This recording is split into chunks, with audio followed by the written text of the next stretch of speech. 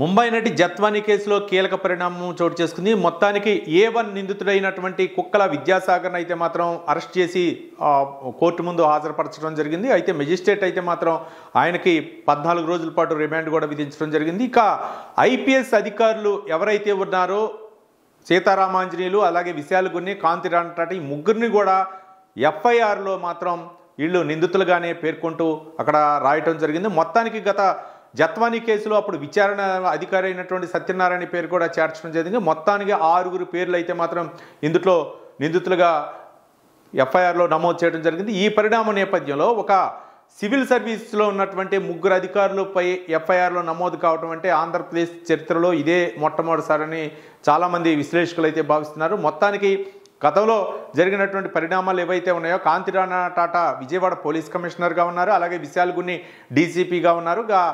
ఆ ఇంటెలిజెన్స్ చీఫ్గా సీతారామాంజనేయులు మొత్తం కూడా దీని వ్యవహారం అంతా కూడా ఇంకెవరైనా పెద్దలు ఉన్నారా అనే అంశాలు కూడా చర్చిస్తున్నట్లు తెలుస్తుంది. మొత్తానికి కాంతి రాణటాట అయితే మాత్రం అరెస్ట్ చేయొద్దు అని చెప్పేసి ముందస్తు బెయిల్ కోసం అయితే ఆయన అప్లై చేసుకున్నారు. విశాల్ గున్ని అయితే మాత్రం తన ఇంట్రాగేషన్లో కూడా మొత్తం కూడా ఆయన ఒక అప్రూవర్గా మారినట్లు తెలుస్తుంది.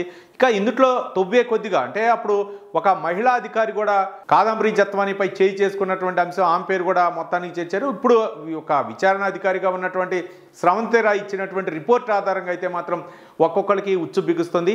మరోపక్క ఇంకెంతమంది కీలకమైనటువంటి నేతలు ఉన్నారు, ఆమెను అరెస్ట్ చేసి తీసుకొచ్చిన తర్వాత అక్కడ VTPS గెస్ట్ హౌస్లో బంధించి అక్కడ ఇబ్బందులకు గురిచేయటం, మరోపక్క కంట్రోల్ రూమ్కి కూడా తీసుకువెళ్ళి అక్కడ పెట్టినటువంటి ఇబ్బందులు అప్పుడు విచారించినటువంటి విచారణ బృందాన్ని కూడా ఇందులో కీలకంగా చేర్చినట్లు తెలుస్తుంది. మొత్తానికి ఇబ్రహీంపట్నం పోలీసులు గతంలో వ్యవహరించినటువంటి విధానం అవ్వచ్చు, లేకపోతే అప్పుడు విచారణ అధికారి అవ్వచ్చు, విచారణ పేరుతోటి ఆమెని చిత్రహింసలో గురి చేయడం అవ్వచ్చు, ఈ వ్యవహారంలో అయితే మాత్రం కీలక పరిణామం చోటు చేసుకుంది. ఇక రోజు రోజుకి ఏమవుతుంది, ఏ అధికారి తమ ప్రమేయం ఉందని చెప్పేసి వార్తలు వస్తాయని చెప్పేసి అందరూ కూడా బిక్కు అనేది. మొత్తానికి ఈ IPS అధికారులు అయినటువంటి సీతారామాంజనేయులు, విశాల్ గున్ని, అలాగే కాంతి రాణటాట ప్రమేయం పేరునే మొత్తానికి ఉంది.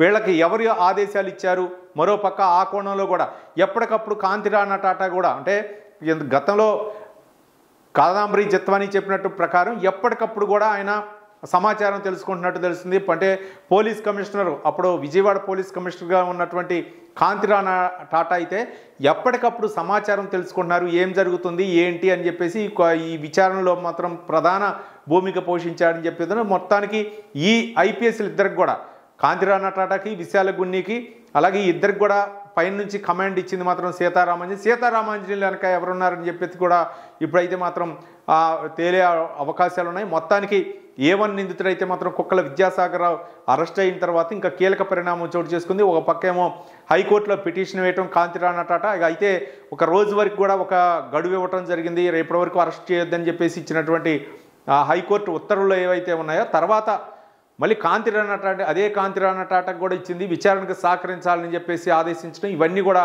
ఈ యొక్క కాదంబరి జత్వానీ కేసులో అయితే మాత్రం కీలక పరిణామం అని చెప్పుకోవచ్చు. ఒక పక్క రాష్ట్ర ప్రభుత్వం అయితే మాత్రం అంటే పోలీస్ శాఖ అయితే మాత్రం వేగవంతం చేసింది.